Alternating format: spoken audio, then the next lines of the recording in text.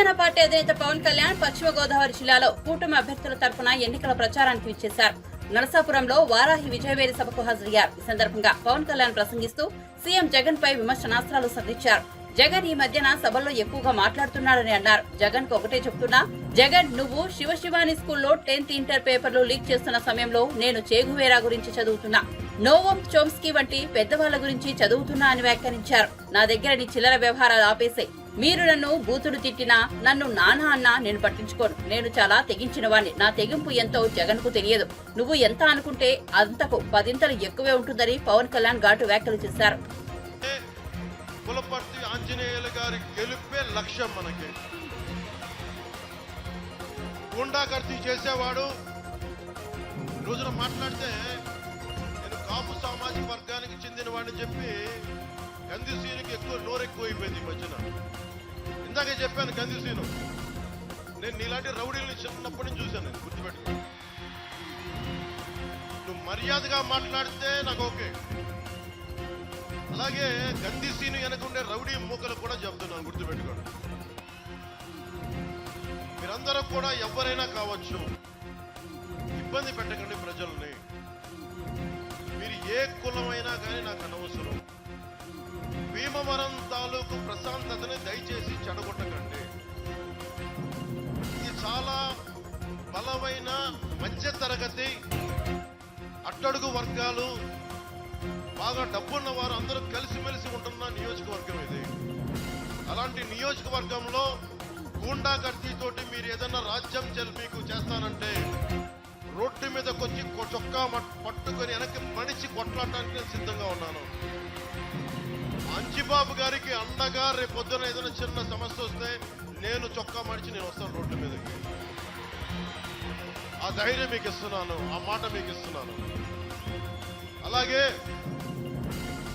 గంధిసీన్ అభిమానులు కూడా చెప్తున్నాను. నా అభిమానులు చాలా మంది గంధిసీన్ చుట్టూ ఉన్నారు, వారికే చెప్తున్నా, మీరు సినిమాల్లో పవన్ కళ్యాణ్ హీరోగా చూస్తుండొచ్చు, నిజ జీవితంలో పవన్ కళ్యాణ్ వేరు. నిజ జీవితంలో పవన్ కళ్యాణ్ దేశం కోసం, సమాజం కోసం చచ్చిపోయే వ్యక్తి. ఇందాక నరసాపురం సభలో ప్రతి సభలో చెప్తూ ఉంటాను,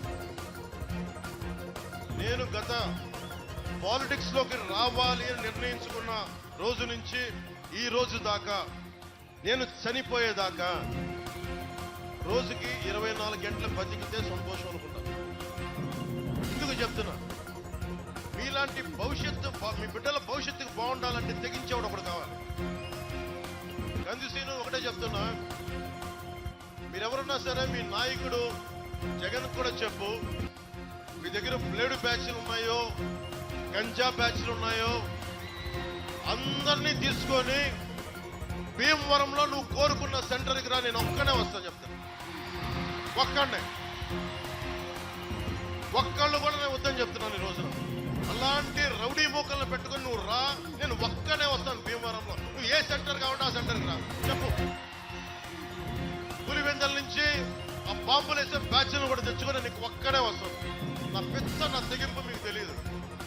ప్రజాస్వామ్యాన్ని విఘాతం కలిగించే ఎవడైనా సరే కాళ్ళు కీళ్ళ కూడా కింద కూర్చోబెడతాను, గుర్తుపెట్టుకోండి. మీరేం దిగొచ్చారా? మీరు ప్రత్యేకంగా పుట్టారా? మీరు మిమ్మల్ని కొడితే ఒంట్లో నుంచి బ్లూ కలర్ బ్లడ్ వస్తాం మీకు.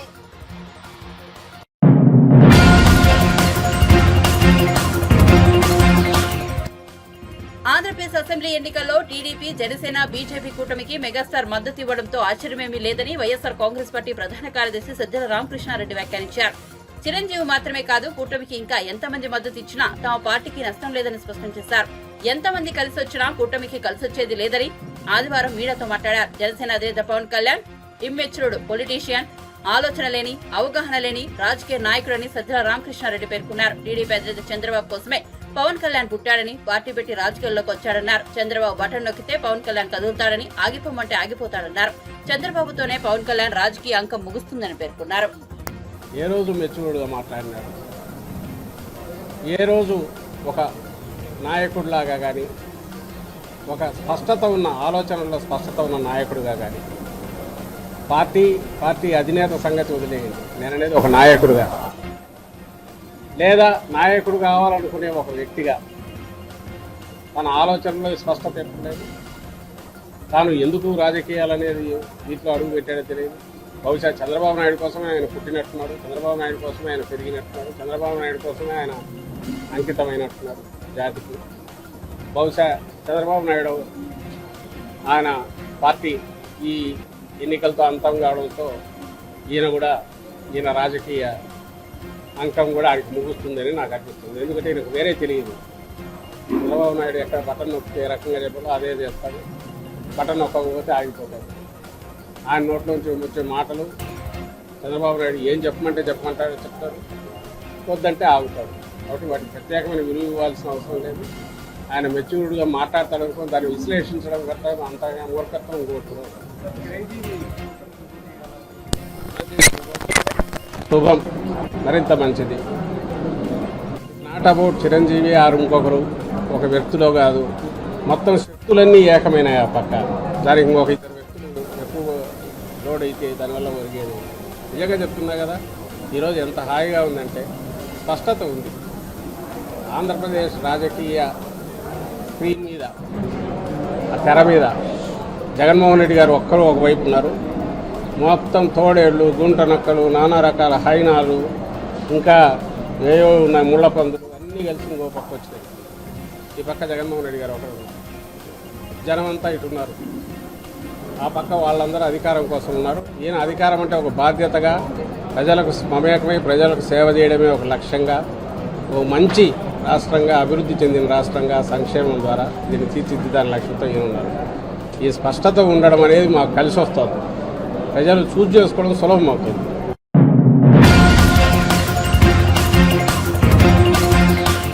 ఆంధ్రప్రదేశ్ లో జనసేన అధినేత పవన్ కళ్యాణ్, టీడీపీ అధినేత చంద్రబాబు, బీజేపీ కలిసి కూటమిగా ఏర్పడ్డాన్ని సినీ నటుడు చిరంజీవి స్వాగతించారు. ఆంధ్రప్రదేశ్ అభివృద్ధి పథంలో ముందుకు వెళ్లాలనేది తనకున్న పెద్ద కోరిక అని తెలిపారు. అనకాపల్లి నుంచి బీజేపీ తరఫున లోక్సభ అభ్యర్థిగా పోటీ చేస్తున్న సీఎం రమేష్, పెందుర్తి అసెంబ్లీ స్థానం నుంచి జనసేన అభ్యర్థిగా పోటీ చేస్తున్న పంచకల రమేష్ శనివారం హైదరాబాద్ లోని చిరంజీవిని ఆయన నివాసంలో కలిశారు. ఈ సందర్భంగా ఆయన వాళ్ళిద్దరిని గెలిపించాలని కోరుతూ వీడియో విడుదల చేశారు.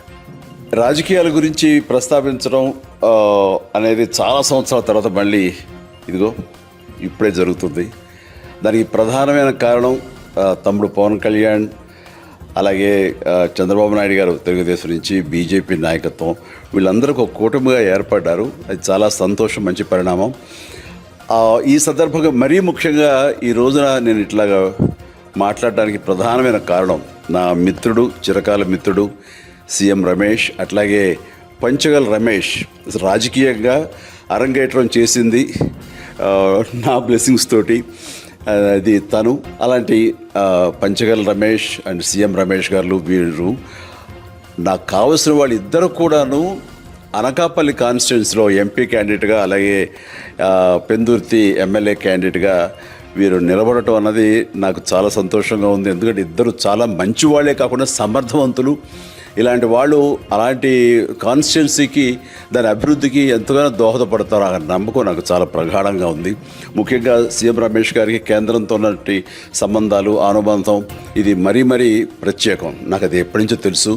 వారి గురించి నేను వింటూనే ఉన్నాను, చూస్తూనే ఉన్నాను. అండ్ ముఖ్యంగా ఆ కాన్స్టిట్యున్సీ, అనకాపల్లి కాన్స్టిట్యున్సీ అభివృద్ధికి ఈయన పరిచయాలు, కేంద్రంతో ఈయనకున్న సత్సంబంధాలు ఎంతో ఉపయోగపడతాయి. తద్వారా రమేష్ అలాగే మిగతా ఎమ్మెల్యేలు అందరూ కూడా ఎవరైతే అభివృద్ధి చేయాలి ఆయా ఎమ్మెల్యే నియోజకవర్గాలు అనుకున్నారో అవన్నీ కూడా సజావుగా సాగిపోతాయంటానికి దాని వెనకాల సీఎం గారి కృషి డెఫినెట్గా ఉంటుందంటే ఎలాంటి సందేహం లేదు.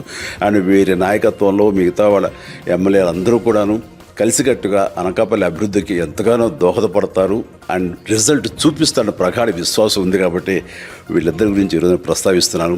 మీ అందరి ఆశీస్సులు వీళ్ళకి ఉంటాయని ప్రగాఢంగా నమ్ముతూ సెలవు తీసుకుంటున్నాను. ప్లీజ్ వారిని గెలిపించండి. అనకాపల్లి నియోజకవర్గం యొక్క అభివృద్ధిని మనందరం చూస్తాం. అంతేకాదు, నాది చాలా పెద్ద కోరిక, ఆంధ్రప్రదేశ్ అభివృద్ధి పథంలో ముందుకు వెళ్ళాలి. దానికి కానీ మీరందరూ నడుము బిగించండి. మీరందరూ కూడాను ఇలాంటి వారికి ఓటు వేసి మీరు గెలిపించి అన్ని రకాలుగాను మీ యొక్క ఆశీస్సులు వీళ్ళకు ఉన్నాయి అన్న భావాన్ని మా అందరికీ, ఆ నమ్మకాన్ని మాకు కలిగించండి. జై హింద్.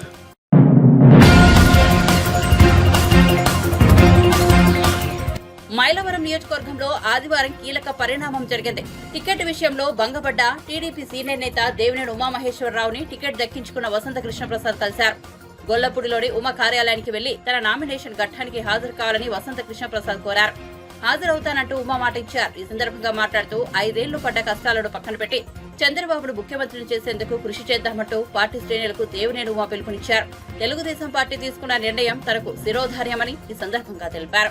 అక్కడ శాసనసభ్యుడిగా గెలవటం, మంత్రి అయ్యారు. 99లో మేమిద్దరం కలిసి పోటీ చేసాం. తను కాంగ్రెస్ పార్టీలో, నేను తెలుగుదేశంలో. తర్వాత 2004లో వసంతరావు గారు ఆ పార్టీ తరఫున, నేను తెలుగుదేశం తరఫున పోటీ చేశాను. తర్వాత మైలవరానికి నేను రావడం జరిగింది. మైలవరం నుంచి మొన్న 2014లో మొన్న గెలవడం జరిగింది. 19లో మొన్న ఎన్నికల్లో ప్రసాద్ వైసీపీ నుంచి పోటీ చేయటం, నేను తెలుగుదేశం నుంచి పోటీ చేయడం జరిగింది. మరి తను శాసనసభ్యుడిగా ఇచ్చాడు. 5 ఏళ్ళు ప్రధాన ప్రతిపక్షంగా మనం పోరాటం చేసుకున్నాం. తన పార్టీ తరఫున తాను, మన పార్టీ తరఫున మనం ఎన్నో ఇబ్బందులు, కేసులు, కష్టాలు ఎన్ని ఉన్నప్పటికీ కూడా మళ్ళీ ఇవాళ ఈ రాష్ట్రాన్ని కాపాడుకోవాలి, చంద్రబాబు నాయుడు గారిని ముఖ్యమంత్రి చేసుకోవాలి. కాబట్టి మనందరం కూడా కలిసి ముందుకెళ్లాలని మరి మన పార్టీలో చేరటం, చంద్రబాబు నాయుడు గారు చేర్చుకోవడం, మరి ఈరోజు మన మైలవరం టికెట్ నాకు ఇవ్వటం, మనందరం కూడా కలిసి అటు శివనాథ్ని, ఇటు ప్రసాద్ని ఇద్దరిని కూడా మంచి మెజార్టీతో గెలిపించుకొని రేపు నామినేషన్ కార్యక్రమానికి అందరూ రావాలని దయచేసి గ్రామంలో ఉన్న ప్రతి ఒక్క కార్యకర్తకి, నాయకుడికి చెప్తున్నాను. ఎవరో కూడా అభద్రతా భావం వద్దు. ఎవరైతే మీ గౌరవాలు ఇప్పుడు దాకా కాపాడబడినాయో, ఎందుకంటే ఈ పార్టీ కార్యకర్తల కష్టం కాపాడారు. ఎందుకంటే దగ్గర వీళ్ళందరూ కూడా 1982 నుంచి ఒక ఎమ్మెల్యే అభ్యర్థి మధ్యలో గ్యాప్ వచ్చినప్పటికి కూడా మళ్ళీ రాష్ట్ర కార్యదర్శిగా గౌరవించింది తెలుగుదేశం పార్టీ, ప్రతి చంద్రబాబు. ఇప్పుడు రాంబాబు గారు, ఎన్టీ రామారావు గారి ఆశీస్సులతో ఎమ్మెల్యే అభ్యర్థిగా గుర్తించబడ్డాడు. అయినా ఇవాళ ఒక రాష్ట్ర కార్యదర్శిగా పార్టీ కోసం కార్యకర్తగా పనిచేస్తాము. ఇటువంటి నాయకులు ప్రొఫెసర్ గారు కావచ్చు, ఇటువంటి నాయకులు ఎస్సీ, ఎస్టీ, బీసీ, మైనార్టీ అన్ని వర్గాల్లో కూడా ఈ తల్లి గాఢదెబ్బలు లేదు. నా ముందు కారు ముందు కూర్చొని నా ప్రాణం పోయినా, నా తల పగిలినా పర్వాలేదు, మనందరం కూడా కలిసి ముందుకెళ్ళాలని పోరాటం చేసిన లాయర్ కానీ, శ్రీనివాసరావు కానీ, మహాలక్ష్మి కానీ, శ్రీలక్ష్మి కానీ, సాంబశివరావు కావచ్చు, ఇటు చాలా మంది పేర్లు అన్ని ఎంతోమంది కార్యకర్తల నాయకులు ఉన్నారు. వాటి దయచేసి అందరూ కూడా ఒకటే చెప్తున్నాం, ప్రసాద్ కావచ్చు, నేను కావచ్చు, ఇద్దరం ఇక్కడే అందుబాటులో ఉంటాము. అంటే ఒక్కళ్ళు కూడా అభద్రతా భావంతో ఎవరో ఇవాళ మధ్యలో తడారులు వచ్చి మీ మీద పెత్తనాలు చేసి, బయట పార్టీ వ్యక్తులు వచ్చి మీ జోలికి వచ్చి మీ మీద పెత్తనం చేయడానికి ఎవరం కూడా, మేమిద్దరం కూడా సహించాం. ఏదైతే గ్రామ పార్టీ వాడు చంద్రబాబు నాయుడు గారు చాలా స్పష్టంగా చెప్పారు, 42 ఏళ్ల పార్టీ కార్యకర్తల నాయకులు ఈ పార్టీని కాపాడుకుంటూ వస్తున్నారు. ఎవరైతే వాళ్ళు మీరు బాధ్యతలు తీసుకున్నారో మీరందరూ కూడా గ్రామాల్లో పార్టీ కార్యకర్తలు కాపాడండి, నాయకుల గౌరవాన్ని కాపాడండి. వాళ్ళు ఎంతో కష్టపడి ఈ జెండాని కాపాడి, పార్టీని కాపాడి మన కోసం దెబ్బలు తిని, జైలుకి వెళ్ళి కష్టాలు పడి ఎన్నో ఉన్నారు. ఇవాళ అవకాశం పార్టీ మీకు ఇచ్చింది. 15 ఏళ్ల క్రితం పార్టీ సుధాకర్ బాగా కష్టపడ్డాడు. ఆవిడ జయరాం గారు చాలా ఉన్నతమైనగా అమెరికాలో ఉండి పార్టీ కోసం ఎంతో కష్టపడుతున్నాడు. అయినప్పటికీ కూడా ఆ రోజు చంద్రబాబు నాయుడు గారు 15 ఏళ్ల క్రితం నాకు ఒక అవకాశాన్ని ఇచ్చారు. దగ్గర మరి నేను కూడా దగ్గర 5 సార్లు పార్టీ తరఫున బీఫామ్.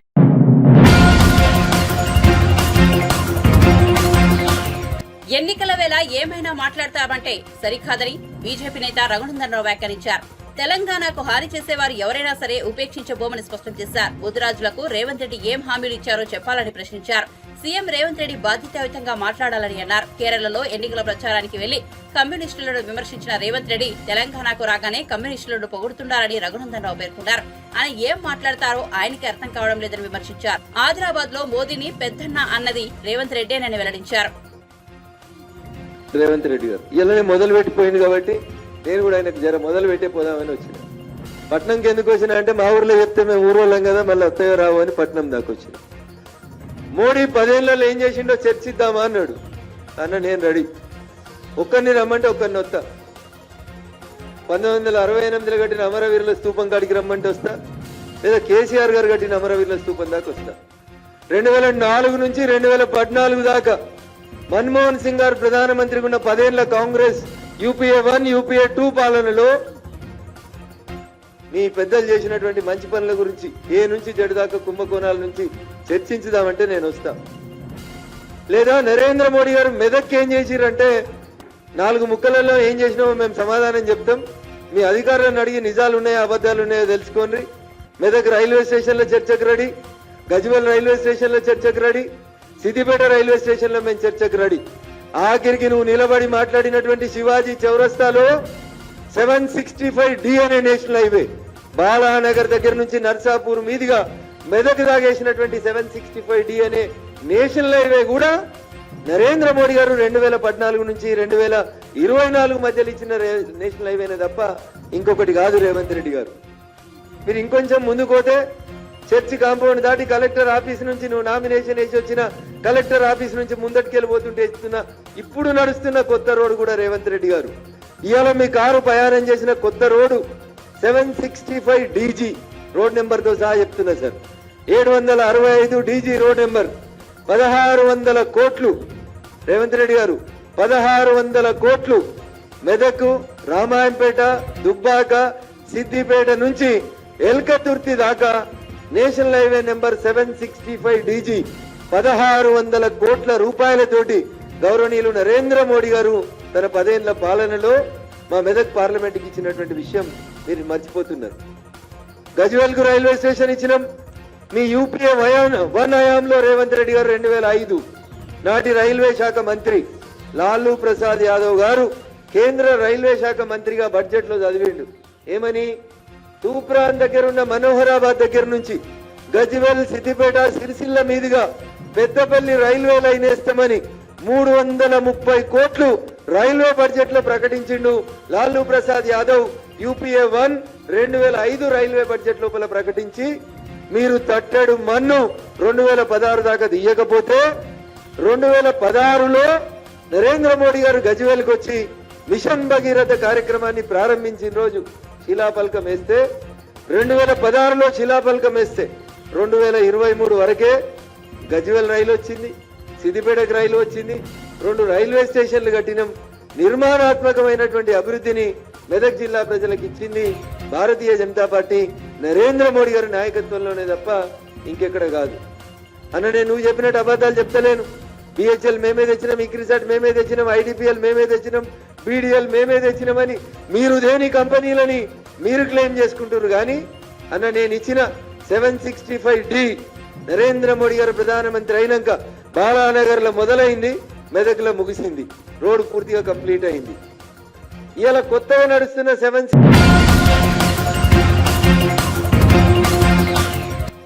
ఇక్కడ పుట్టి విదేశాల్లో స్థిరపడిన ఎన్ఆర్ఐలు జన్మభూమి కోసం ఏదైనా చేయాలన్న తపనతో ఉంటారు.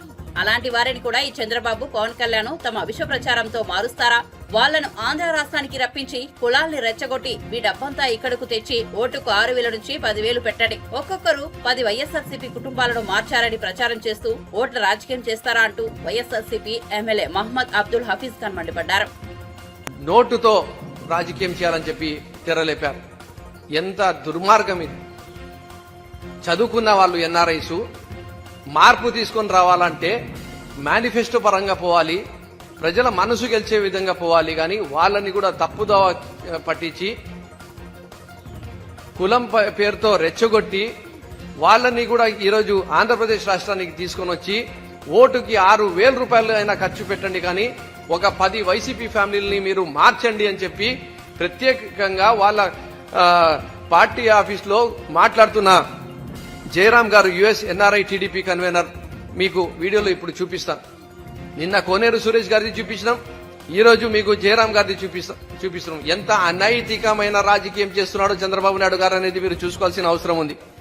ఆయన ఏం చెప్తున్నాడు ఈ వీడియోలో అంటే, ఒక్క నిమిషం ఆయన ఏం చెప్తున్నాడు అంటే 2 లక్షలు కానీ 3 లక్షలు కానీ ఒక విలేజ్ లో పోయి ఖర్చు పెట్టండి, 10 ఫ్యామిలీస్ ని వైసీపీ వాళ్ళని మార్చండి, ఆ వైసీపీ ఫ్యామిలీస్ కి ఏ పదజాలంతో ఆయన చెప్తున్నాడు అంటే వీళ్ళు వెధవలు అంటే టీడీపీ పార్టీకి ఓటు వేయించుకోవడానికి ప్రలోభాలకి గురి చేస్తున్న వాళ్ళని వెధవలు అని చెప్పిన మనిషి ఈరోజు వీళ్ళు. ఇలాంటి వాళ్ళు మన గ్రామాల్లో వచ్చి ఎన్ఆర్ఐ ముసుగులో డబ్బుతో రాజకీయం చేయాలని చెప్పి అనుకుంటున్నారు. నేను వైసీపీ నాయకులకు కార్యకర్తలకు కూడా చెప్తున్నా, అప్రమత్తంగా ఉండండి ఇలాంటి వాళ్ళతో. పోలీస్ స్టేషన్లో కంప్లైంట్ చేయండి వీళ్ళపైన. ఎలక్షన్ కమిషన్ ఆఫ్ ఇండియా కూడా సుమోటో కేసుగా తీసుకోవాలి. డబ్బుతో రాజకీయం చేయండి అని చెప్తున్నారు. ఒకవైపు భయము, ఒకవైపు హత్య, ఒకవైపు దాడులు, ఒకవైపు డబ్బుతో రాజకీయం చేయాలని చెప్తున్నారు. ఓటర్ని వెధవ అని చెప్తున్నారు. వాళ్ళ అవసరాలని బట్టి వాళ్ళని మార్చండి. ప్రతి నియోజకవర్గంలో 1000 ఓట్లన్నా మీరు మార్చగలగాల, దానికోసం కావాల్సిన డబ్బులు మీరు ఖర్చు పెట్టాలా అని చెప్పి ఈరోజు ఎన్ఆర్ఐల్ని కూడా వాడడం జరుగుతుంది. ఎన్ఆర్ఐసి కూడా చెప్తున్నా, మీరు ఏదైనా చేయగలగాలంటే మంచిది కోరాలి, నైతికంగా చేయాలి. కానీ మీరు ఇలాంటి పనులు చేస్తే ఖచ్చితంగా మీ పైన కూడా పోలీస్ కేసులు పెట్టిస్తాం. ఎలక్షన్ కమిషన్ ఆఫ్ ఇండియాకి రిపోర్ట్ చెప్పించి మీ పైన కూడా కేసులు పెట్టిస్తామని చెప్పి కూడా మీకు తెలియజేసుకుంటున్నా. జయరామ్ గారు, US NRI TDP coordinator. Definite గా ఒక ఫ్యామిలీ మాత్రమే 4,000 ఓట్లు that will have each constituency లో 1000 ఓట్లు మార్చగలిగిన మనం ఆ దూరం నుంచి ఇక్కడికి వచ్చినందుకు న్యాయం చేసిన అవుతాం. మనం గత సంవత్సరం నుంచి మీరు అమెరికాలో కూడా రోజు మీటింగ్ పెడతానే ఉన్నాం, చెప్తానే ఉన్నాం. అందరికీ తెలిసిందే. ఇక్కడికి వచ్చినా కానీ జనార్దన్ గారు చెప్పింది మనకు తెలుసు. ఇలా చెప్పుకుంటా పోతున్నాము. It's the time for us to act on it. కాబట్టి మనందరం పార్టీ ఆఫీస్ ఉంది, ఎన్ఆర్ఐ టీడీపీ సెల్ ఉంది, రవి గారి ఆధ్వర్యంలో ఆయన కూడా మనం తిరిగి వెళ్ళిపోతాం. మీరు ఏం చేసి వెళ్ళిపోయినా కానీ వెళ్ళేటప్పుడు నేను 10 మందిని మార్చగలిగాను. అది మీరు ఒకవేళ డబ్బుతోటే మార్చగలిగినా కూడా 2-3 లక్షలు. వెళ్ళేటప్పుడు నేను 10 మందిని మార్చగలిగాను. ఎలా మార్చాలని చెప్తున్నాడు. మీరు నైతికంగా మార్చగలగాలనా, అనైతికంగా డబ్బుతో మార్చగలగాలని చెప్పి ఆయన రెచ్చగొడుతున్నాడు వాళ్ళని. కూడా 2-3 లక్షల్లో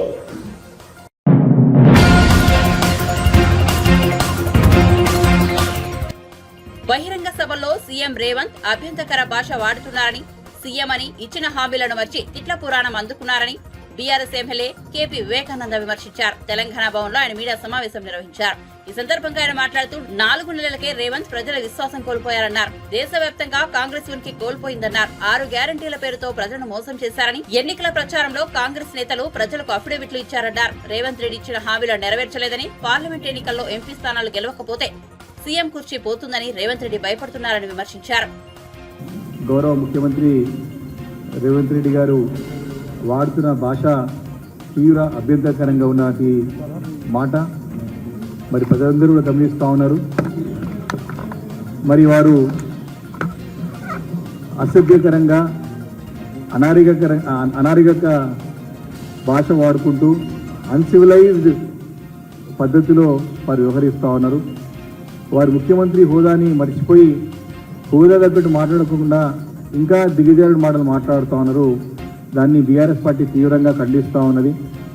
మరి మా అధినేత కేసీఆర్ గారి పైన, మా పార్టీ నాయకులు కార్యనిర్వాహక అధ్యక్షులు కేటీఆర్ గారి పైన, మా పార్టీ సీనియర్ నాయకులు మాజీ మంత్రివర్గ హరీష్ రావు గారి పైన తీవ్రంగా మరి వారిని దూషిస్తూ తిడుతూ వారు ఇంకా కూడా తిట్ల పురాణానికే మరి అంకితం అవుతా ఉన్నారు. వారు ముఖ్యమంత్రి అయిన తర్వాత కూడా వారు ఇచ్చిన హామీల గురించి ప్రశ్నిస్తూ ఉంటే వారు వ్యక్తిగత దూషణలకు దిగుతున్నారు. అది మంచి పద్ధతి కాదు. ప్రజలందరూ గమనిస్తూ ఉన్నారు. ఎన్నికల సమయంలో ఇంకా కూడా ప్రజలకు తమ ఇచ్చిన హామీల గురించి జవాబు ఇవ్వకుండా అక్కడ పార్లమెంట్ పరిధిలో వెళ్ళినప్పుడు అక్కడ పార్లమెంట్ పరిధిలో తను ఏం చేస్తానో చెప్పకుండా మరి ఈ రకమైన భాష మాట్లాడడం, ఇలాంటి భాషకి ఇంకా ఓట్లు పడతాయి అని చెప్పి తను నమ్మడం మరి వారి మూర్ఖత్వం అవుతుంది తప్ప ఇంకోటి కాదని చెప్పేసి సందర్భంగా నేను మనవి చేస్తా ఉన్నాను. ముఖ్యంగా రేవంత్ రెడ్డి గారు మరి గడిచిన 4.5 నెలలనే ప్రజల విశ్వాసం పూర్తిగా కోల్పోయినారు. వారి మాట నమ్మే పరిస్థితుల్లో ఈరోజు తెలంగాణ రాష్ట్ర ప్రజలు లేరు. వారు మామూలుగా ఎలక్షన్ సమయంలో మన ఎన్నికల సమయంలో ఎన్నిక సమయంలో సరే మాకు మేనిఫెస్టో తీసుకొని మేనిఫెస్టో రూపొందించుకొని ప్రజలకు హామీలు ఇచ్చి మనం ముందుకు వెళ్ళి ఆ హామీలు నెరవేర్చడానికి ప్రయత్నం చేస్తాం. అయితే కాంగ్రెస్ పార్టీని దేశవ్యాప్తంగా నమ్మే పరిస్థితులు లేరు. మనకందరికీ తెలుసు, వారు ఉనికి కోల్పోయారు. వారి యొక్క ప్రతిపక్ష పాత్ర కూడా పోషించలేకపోతా ఉన్నారు. కాంగ్రెస్ నమ్మే పరిస్థితులు లేదు కనుక వారు కొత్త నాటకానికి గ్యారంటీల పేరుతోని వారు ప్రజల ముందుకు వచ్చి ప్రజలను మోసం చేసే ప్రయత్నం చేసి సఫలీకృతం కాగలిగినారు. 6 గ్యారంటీలు మేము 100 రోజుల లోపల అమలు చేస్తామని చెప్పి అఫిడవిట్లు రాసిచ్చి ప్రతి ఓటర్ దగ్గరికి వెళ్ళి ప్రతి గ్రామాన వారి పార్టీ అభ్యర్థులు కానివ్వండి, వారి నాయకులు కానివ్వండి, అఫిడవిట్లు రాసిచ్చిపోయి మేము ఖచ్చితంగా మీకు ఈ 6 గ్యారంటీలతో పాటు 420 420 ప్రామిసెస్ 420 హామీలు నెరవేరుస్తామని చెప్పేసి లిఖిత పూర్వకంగా మరి ప్రజలకు ఇచ్చి ప్రజలను పక్కదో పట్టించి ప్రజలు మోసం చేసి ఓట్లు వేయించుకొని అధికారంకి వచ్చి దాన్ని నెరవేర్చలేక ముఖం లేక ప్రజలు ప్రశ్నిస్తూ ఉంటే దాని జవాబు చెప్పలేక ఏం చేయాలని అర్థం కాక ఈరోజు మళ్ళీ కొత్త అవతారాన్ని మరి ముఖ్యమంత్రి రేవంత్ రెడ్డి గారు లేవనెత్తుతా ఉన్నారు. వారు ప్రజలను మోసం చేసాడు కాక వారిని పూర్తిగా ప్రజల్లో విశ్వాసం కోల్పోయినారు. వారు ఇచ్చిన హామీలు నెరవేర్చలేదు. డిసెంబర్ 9వ తారీఖున చేస్తున్న రుణమాఫీ గురించి కానివ్వండి, 500 బోనస్ గురించి కానివ్వండి, ఇంకా చాలా ప్రామిసెస్ ఉన్నాయి. వాటి నెరవేర్చే పరిస్థితి లేదు కాబట్టి ప్రజలు నమ్మలేరు. కాబట్టి పార్లమెంట్ ఎన్నికల్లో వాళ్ళు సీట్లు రావు, సీట్లు పోతావని అని గమనించి మళ్ళీ ఒకవేళ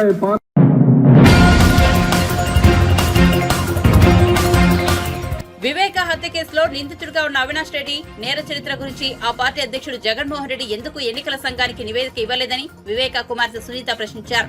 అవినాష్ రెడ్డి నామినేషన్ వేసి 48 గంటలు దాటినా ఎందుకు ఫిర్యాదు చేయలేదని పేర్కొన్నారు. నేర చరిత్ర కలిగిన వ్యక్తులు హత్యా నేరంలో పాలు పంచుకున్న వారు ఎన్నికల్లో పోటీ చేస్తే ఆ సమాచారాన్ని ఎన్నికల సంఘానికి నివేదిక ఇవ్వవలసి ఉంటుందని సునీత తెలిపారు.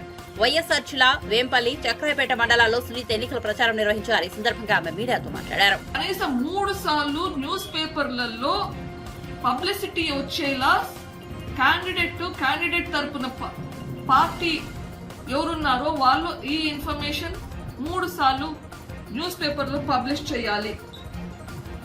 ఏదైతే పొలిటికల్ పార్టీ ఉందో అవి వాళ్ళు ఎందుకు క్రిమినల్ యాక్టివిటీస్ ఉన్న క్యాండిడేట్స్ ని సెలెక్ట్ చేస్తున్నారో ఎక్స్ప్లెనేషన్ ఇవ్వడం లేదు. ఎవరైతే క్యాండిడేట్స్ ఉన్నారో వాళ్ళని ఎందుకు సెలెక్ట్ చేశారు అని కూడా కారణాలు ఎక్స్ప్లెయిన్ చేస్తూ వాళ్ళ వెబ్సైట్ లోను సోషల్ మీడియా మాధ్యమంలోనూ చెప్పాలి అని ఎలక్షన్ కమిషన్ గైడ్ లైన్స్ ఉన్నాయి. వీటికి టైం లైన్స్ కూడా ఉన్నాయి. నామినేషన్ వేసిన 48 గంటల లోపల ఈ ప్రాసెస్ మొదలు పెట్టిండాలి. ఇవి రూల్స్. మరి ఈ రూల్స్ ఫాలో అవుతున్నారా లేదా? వైఎస్ఆర్సీపీ పార్టీ ప్రెసిడెంట్ జగన్మోహన్ రెడ్డి గారిని మీ పార్టీ వెబ్సైట్ లో ఎలక్షన్ కమిషన్ రూల్స్ గురించి ఫాలో అవుతూ మీరు ఎక్స్ప్లెనేషన్ ఇస్తున్నారా లేదా? ఇప్పటి ఆల్రెడీ ఇచ్చేసి ఉండాలి. ఎందుకంటే అవినాష్ రెడ్డి గారు నామినేషన్ వేసి 48 గంటలు దాటింది. అవినాష్ రెడ్డి గారిని అడుగుతున్నారు, మీరు మీ క్రిమినల్ యాక్టివిటీస్ గురించి మీరే న్యూస్ పేపర్ లో పబ్లిష్ చేయాలి.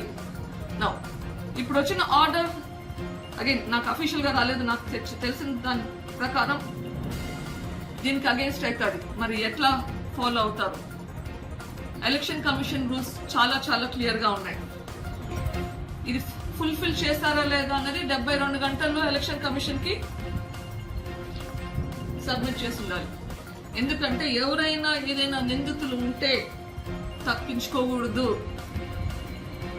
ఏదైనా తప్పు పని చేస్తే దానికి జైలు శిక్ష పడితే 2 ఏళ్ల కంటే ఎక్కువ శిక్ష పడితే వాళ్ళు కంటెస్ట్ చేయకూడదు. అది తెలిసిందే. వాళ్ళు 2 ఏళ్ల తర్వాత 6 సంవత్సరాలు కంటెస్ట్ చేయలేరు. అంటే 2 ఎలక్షన్లన్నా కంటెస్ట్ చేయలేరు. కాకపోతే ఇంత ఘోరంగా హత్య చేయబడిన వివేకానంద రెడ్డి గారికి నిందితుడుగా ఉన్నప్పుడు కేసులో ఉంటే ఆ ట్రయల్ కూడా మొదలు పెట్టని పరిస్థితి ఇప్పుడు 5 సంవత్సరాలు అయింది. నేను తప్పు చేస్తున్నాను అని నాకు అనిపించడం లేదు.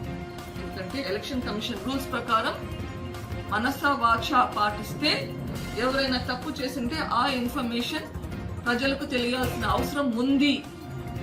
సో ప్రజలు నిర్ణయించుకోవాలి, మీరు న్యాయం వైపు ఉన్నారా, నిందితుల వైపు ఉన్నారా, ధర్మం వైపు ఉన్నారా, హత్యలో నిందితుల వైపు ఉన్నారా, మీరు నిర్ణయించుకోవాలి.